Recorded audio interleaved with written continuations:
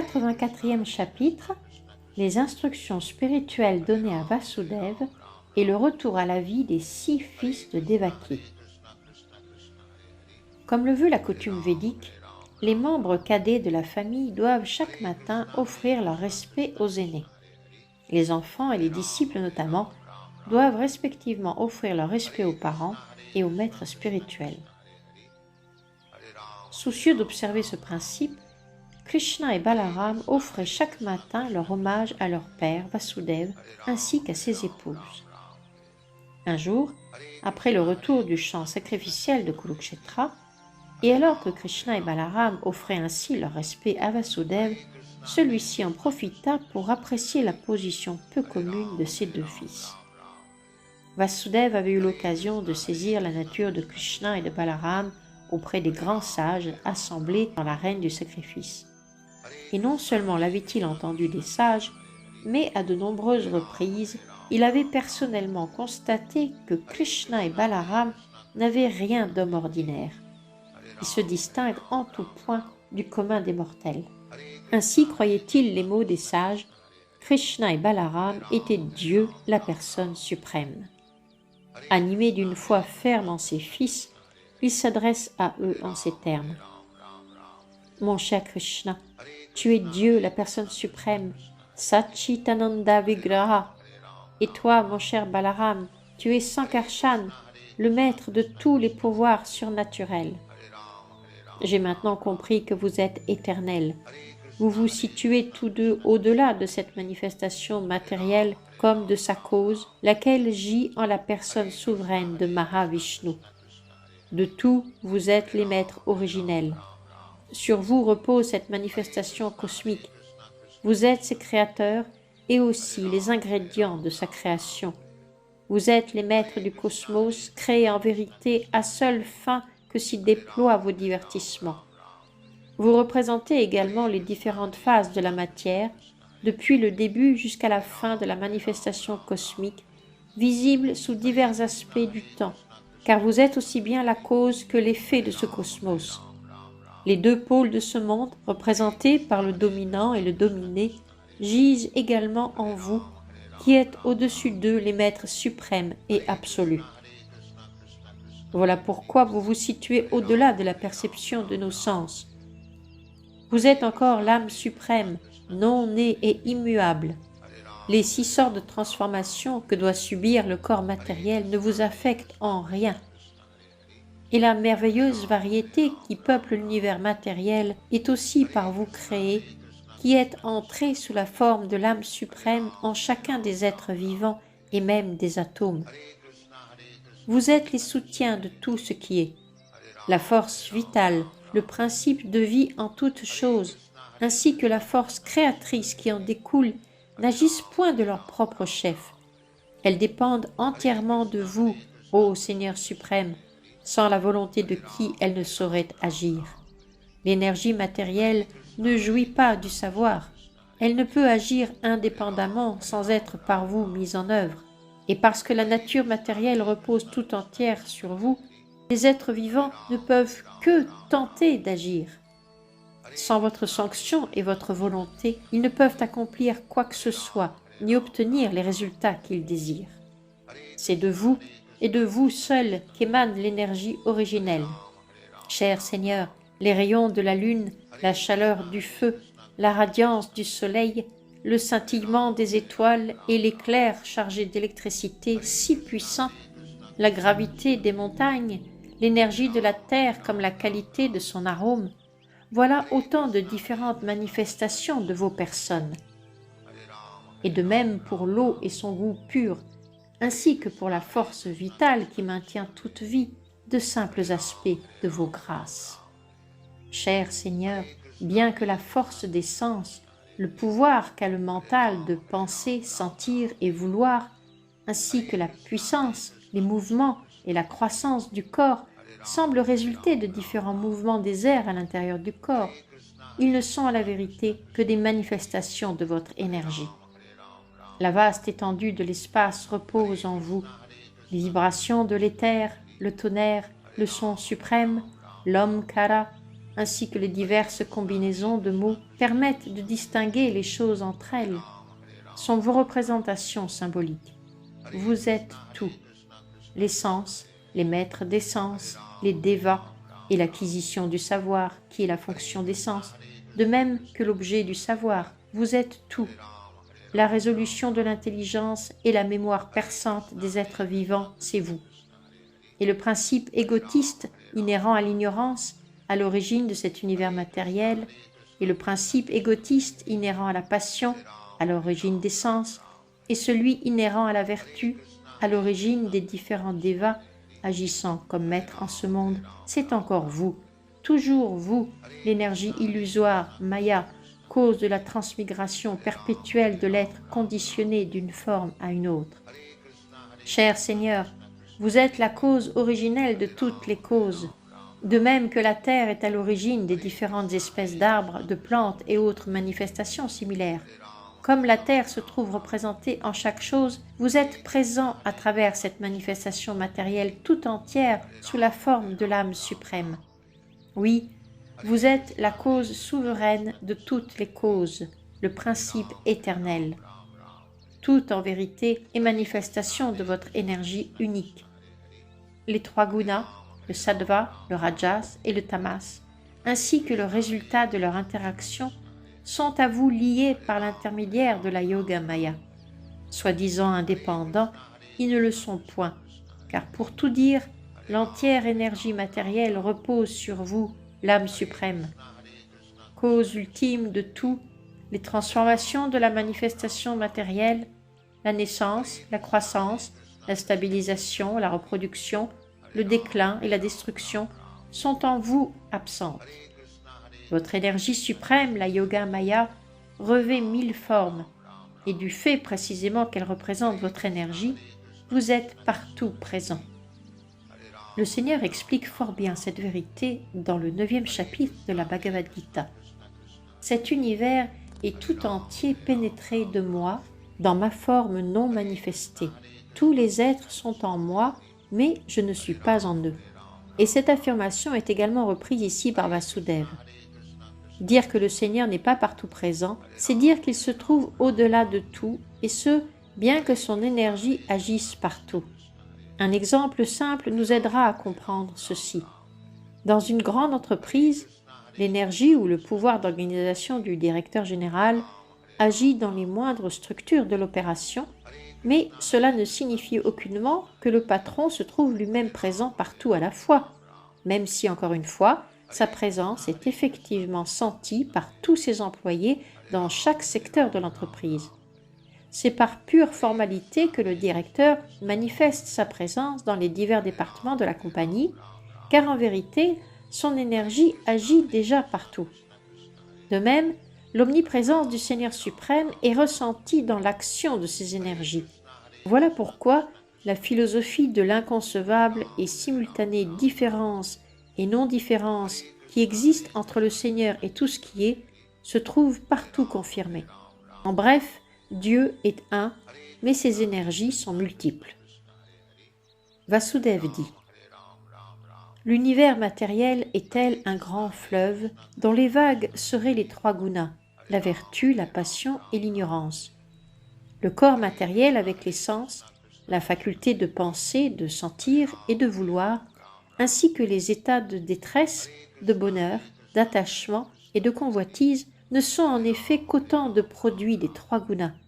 Et le sot qui manque de réaliser que votre identité spirituelle et absolue transcende ces influences matérielles demeure empêtré dans les raies de l'action intéressée et se trouve soumis au perpétuel cycle des morts et des renaissances, privé de toute chance de s'en voir affranchi.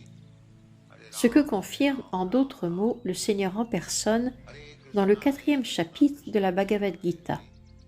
Quiconque connaît la nature de l'avènement et des actes du Seigneur suprême chez Krishna se libère des griffes de la nature matérielle et retourne en sa demeure originelle auprès de Dieu. Ainsi peut-on comprendre que le nom, la forme, les actes et les attributs spirituels de chez Krishna ne sont pas des produits de la nature matérielle. Vasudeva poursuivit: Cher Seigneur, malgré tous ces défauts de l'âme conditionnée, si de façon ou d'autre elle vient en contact du service de dévotion, elle obtiendra forme humaine avec une conscience développée, et par là se verra à même de progresser davantage sur la voie du service de dévotion. Néanmoins, illusionnés par l'énergie externe, les hommes dans leur masse ne profitent généralement pas de l'avantage que leur offre la forme humaine. Ils perdent ainsi la chance de connaître la liberté éternelle et dédaignent bêtement le progrès qu'ils ont accompli après des milliers de vies. Obéissant à la conception corporelle de l'existence, l'homme s'attache, sous l'influence du faux ego, à sa géniture, issue du seul corps. Et c'est ainsi que tous les êtres conditionnés se laissent prendre au jeu de relations illusoires et de liens affectueux déplacés. Le monde entier se meut sous la poussée de ce sentiment erroné, source d'esclavage. Mais je sais que ni l'un ni l'autre n'êtes mes fils. Vous êtes les premiers, les chefs de tous les géniteurs, les personnes suprêmes du nom de Pradana et Purusha, et vous êtes apparus à la surface de ce globe afin de réduire le fardeau du monde, en détruisant les rois qui augmentent sans nécessité leur force militaire. Vous m'en avez d'ailleurs déjà informé dans le passé. Ô Seigneur, vous êtes le refuge des âmes soumises, le bienfaiteur souverain du simple et de l'humble. Je prends donc refuge à vos pieds pareils au lotus qui donnent seuls d'échapper au labyrinthe de l'existence matérielle. Pendant bien longtemps, j'ai tenu mon corps pour mon être propre, et bien que vous soyez Dieu, la personne suprême, je vous ai pris pour mes fils. Ô Krishna, au moment même où tu es apparu dans la prison de Kamcha, je fus informé que tu n'étais autre que Dieu, la personne suprême, descendu sur terre afin de sauvegarder les principes de la spiritualité et d'assurer la destruction des infidèles. Tu es le non-né, mais tu descends d'âge en âge afin d'accomplir ta mission. Ô Seigneur, de même que dans le ciel se dessinent de nombreuses formes pour ensuite se dissiper, tu apparais et disparais de ce monde sous de multiples formes, elles, éternelles. Qui donc peut comprendre tes divertissements ou le mystère de tes apparitions et disparitions? Notre seule préoccupation doit donc être de glorifier ta grandeur suprême. Pendant que Vasudev parlait ainsi à ses fils divins, Krishna et Balaram, il souriait. Parce qu'ils portent à leurs dévots une grande affection, les deux seigneurs acceptèrent toutes les appréciations de leur père avec un sourire de bonté. Krishna confirma ensuite tous les dires de Vasudev. « Cher père, quoi que tu en dises, nous sommes bien tout compte fait tes fils. La façon dont tu nous as décrits montre une réalisation hautement philosophique du savoir spirituel, et tout ce que tu as dit, je le reconnais dans les moindres détails. » Tenant Krishna et Balaram pour ses fils, Vasudev se situait au niveau le plus parfait de l'existence.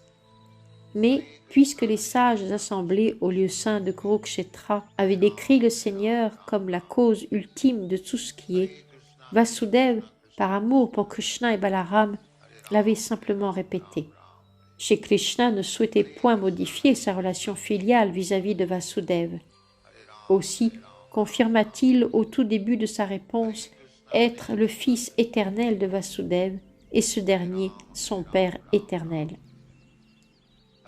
Puis, Krishna l'informa de l'identité spirituelle de tous les êtres vivants.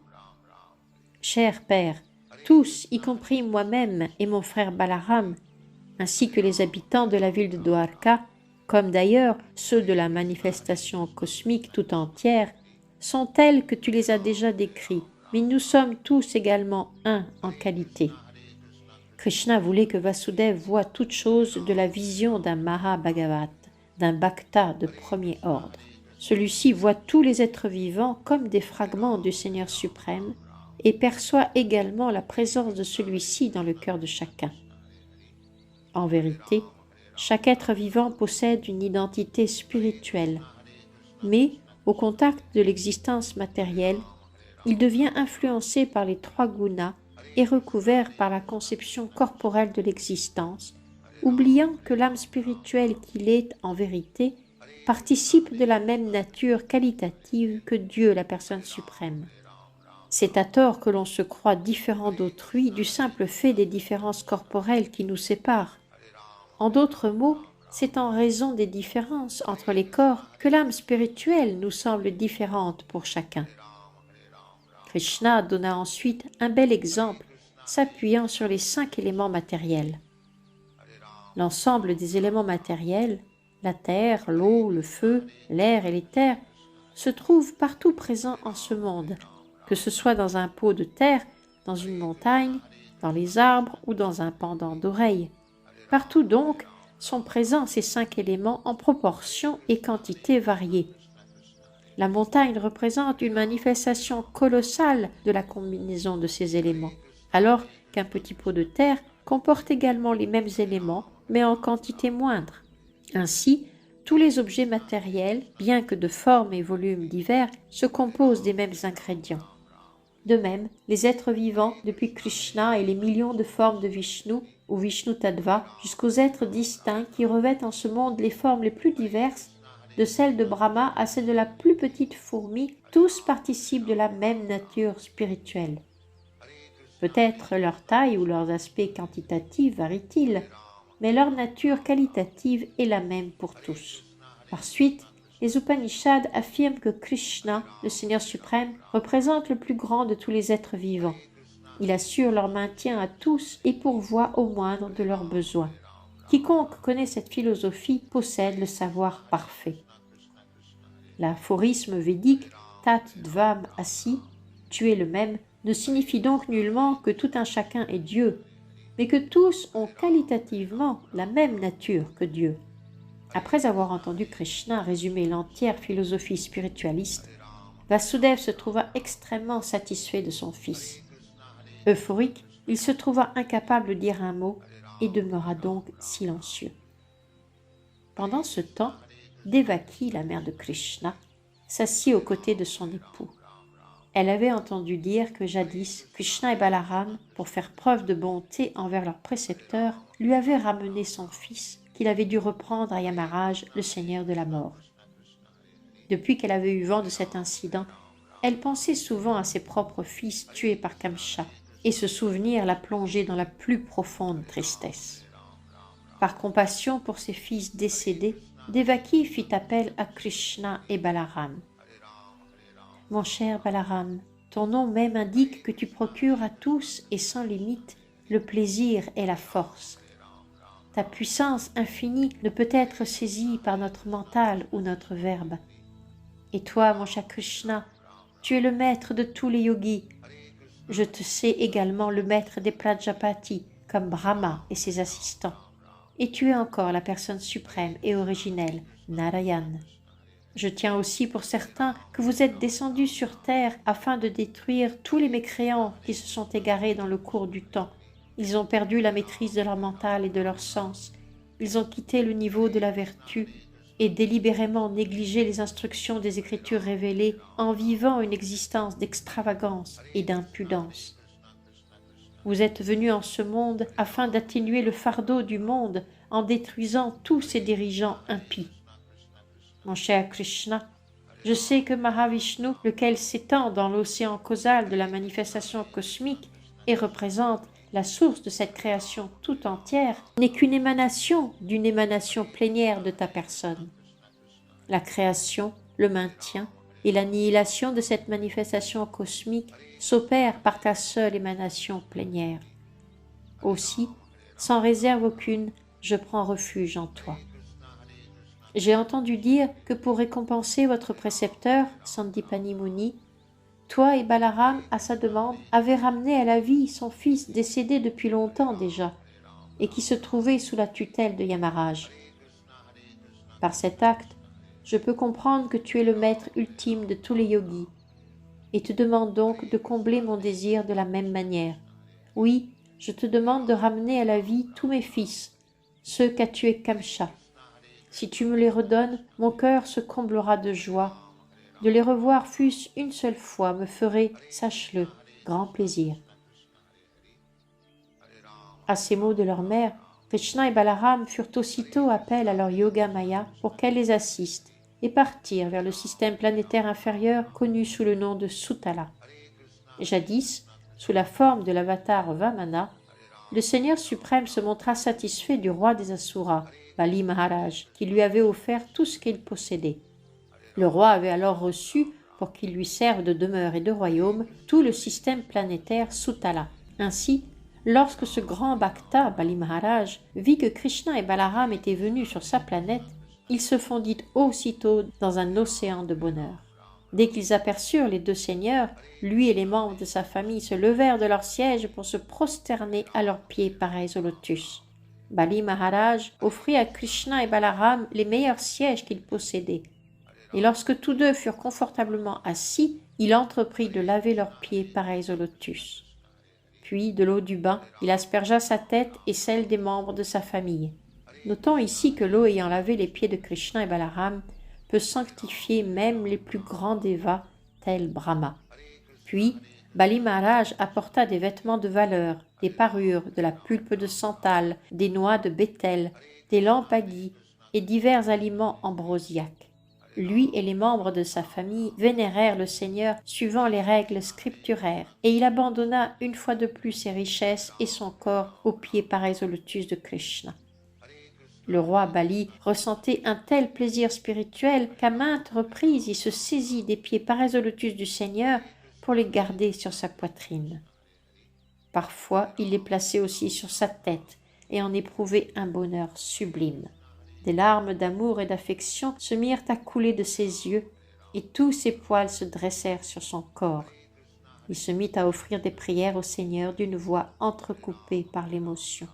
« Cher Balaram, c'est toi l'Anantadev originel, si grand qu'Anantashesha et d'innombrables autres formes spirituelles et absolues ont à l'origine émané de ta personne et de celle de Krishna.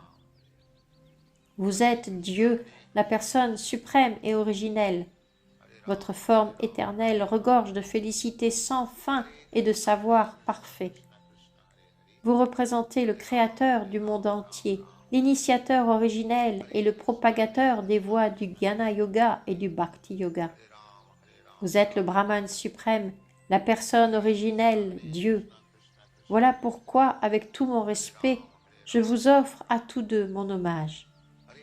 Mes chers seigneurs, il est fort malaisé pour les êtres vivants d'arriver à vous voir, et cependant, par votre miséricorde, vos dévots peuvent aisément vous contempler. Ainsi, c'est seulement par votre grâce immotivée que vous avez consenti à venir en ces lieux et à vous montrer à nos yeux, nous qui en général sommes influencés par l'ignorance et la passion. Chers seigneurs, nous appartenons à la famille des Daityas, des êtres démoniaques, qui comprennent les Gandharvas, les Siddhas, les Vidyadharas, les Charanas, les Yakshas, les Rakshasas, les Pisachas, les spectres et autres esprits maléfiques, tous incapables par nature de vous porter adoration ou de devenir vos dévots. Au contraire, ils se dressent en obstacle sur la voie de la dévotion. Mais à leur opposé, vous êtes Dieu, la personne suprême, représentant tous les devas et situé dans la pure vertu. Votre position demeure à jamais spirituelle et absolue, et voilà pourquoi certains d'entre nous, bien que nés de la passion et de l'ignorance, ont pris refuge à vos pieds pareils au lotus et sont devenus vos dévots. Certains d'entre nous sont en fait de purs bhaktas, alors que d'autres ont pris refuge à vos pieds pareils au lotus dans l'espoir d'obtenir quelques gains en échange de leur dévotion. Par votre miséricorde immotivée et par elle seule, pouvons-nous, êtres démoniaques, nous trouver en contact direct avec votre grâce. Car même les grands devas n'ont pas cette fortune. Nul ne connaît la façon dont vous agissez à travers votre puissance, la Yogamaya. Même les devas ne peuvent estimer l'étendue des œuvres de votre puissance interne, et combien moins nous autres. Je vous soumets donc mes humbles prières. Soyez bon envers moi, qui suis tout entier abandonné à votre personne. Bénissez-moi de votre miséricorde immotivée, afin que je puisse seulement me souvenir de vos pieds pareils au lotus, vie après vie. Ma seule ambition est de vivre seul, tels les Paramahamsas, qui, voyageant en solitaire ici et là, le mental en grande paix, dépendent simplement de vos pieds pareils au lotus. Je souhaite encore que si je dois avoir la compagnie de quelqu'un, que ce soit celle de vos purs dévots et de nul autre, car ils sont à jamais les bienfaiteurs de tous les êtres vivants. Cher Seigneur, vous êtes le Maître suprême qui guide le monde entier. Engagez-moi donc, je vous en prie, dans votre service et permettez-moi ainsi de connaître l'affranchissement de toute souillure matérielle. En effet, celui qui s'engage dans le service d'amour de votre grâce se voit aussitôt dégagé de l'obligation de suivre les divers principes régulateurs prescrits par les Védas. Le mot Paramahamsa, mentionné plus haut, désigne le plus parfait des signes. Il est dit du cygne, Hamsa, qu'il peut, d'un mélange d'eau et de lait, ne boire que la substance lactée. Et de même, celui qui de ce monde peut percevoir l'aspect spirituel et vivre seul, ne dépendant que de l'être spirituel suprême, celui-là porte le nom de Paramahamsa. Lorsque l'on atteint ce niveau, l'on cesse d'être soumis aux principes régulateurs prescrits par les Védas. Les Paramahamsas n'acceptent en outre que la compagnie des purs bhaktas et rejettent donc celle des êtres par trop voués à la matière. En d'autres mots, les matérialistes ne peuvent appréhender la valeur d'un Paramahamsa, au contraire de ceux qui, par grâce, ont progressé sur la voie spirituelle et cherchent refuge auprès d'un tel être pour compléter avec succès leur mission d'homme. À ces prières de Bali Maharaj, Shri Krishna prononça ces mots. « Cher roi des Asuras, au cours de l'ère du Svayambhuva Manu, le Prajapati du nom de Marichi engendra 6 fils, tous Devas, dans le sein de son épouse Urna. Un jour, Brahma, captivé par la beauté de sa propre fille, entreprit de la suivre, poussé par un désir charnel, et sa conduite provoqua une aversion extrême chez ces Devas. Mais leur critique à l'endroit de Brahma constituait une grave offense. Aussi se virent-ils condamnés à prendre naissance comme les fils de l'Asura Hiranyakashipu. Ces descendants d'Hiranyakashipu furent ensuite placés dans le sein de mère Devaki, et dès qu'ils virent le jour, Kamsa les massacra l'un après l'autre. Cher roi des Asuras, à présent, mère Devaki se trouve fort impatiente de revoir ses 6 fils, dont la mort précoce aux mains de Kamsa l'a accablée d'une profonde douleur. Je sais qu'ils vivent tous avec toi, et j'ai décidé de venir les reprendre afin d'apaiser Devaki. Après avoir vu ma mère, ces 6 âmes conditionnées seront libérées, et c'est avec grand plaisir qu'ils seront transférés sur leur planète d'origine. Voici leurs noms: Smara, Udgita, Parisvanga, Patanga, Shudrabrit et Grini. À nouveau, ils retrouveront leur position de Deva. Après avoir ainsi informé le roi des Asuras, Krishna observa le silence, et Bali Maharaj comprit le dessein du Seigneur. Il le vénéra comme il convient, puis Krishna et Balaram, emmenant avec eux les 6 âmes conditionnées, s'en retournèrent vers la ville de Dwarka. Là, ils les présentèrent à mère Devaki sous la forme de petits bébés.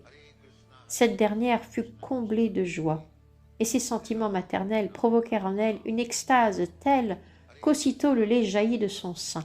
Elle en nourrit alors les 6 enfants avec grande satisfaction. Elle se mit à les prendre contre elle encore et encore, à sentir leur tête et à songer: « Il m'a ramené mes enfants perdus. » Elle se trouva pour un temps subjuguée par l'énergie de Vishnu et débordant d'affection maternelle, prit plaisir à la compagnie de ses enfants retrouvés. Le lait de Devaki, parce qu'il avait jadis nourri Krishna, était un nectar sublime, spirituel. Ainsi, les enfants qui tétèrent le sein de Devakiji, lequel avait touché le corps de Shri Krishna, parvinrent aussitôt à la réalisation spirituelle. Ils offrirent donc leur hommage à Krishna, à Balaram, à leur père Vasudev et à mère Devaki. Puis, ils se virent aussitôt transportés chacun sur leur planète édénique respective. Après leur départ, Devaki se trouva à nouveau frappé de stupeur à la pensée que ses enfants décédés étaient revenus et qu'une fois encore ils étaient repartis, mais cette fois pour regagner leur planète respective.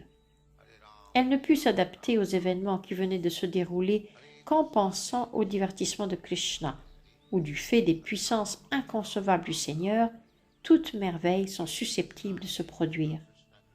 En vérité, à moins d'accepter les puissances inconcevables et sans limite du Seigneur, nul ne peut comprendre l'identité de Krishna en tant qu'âme suprême.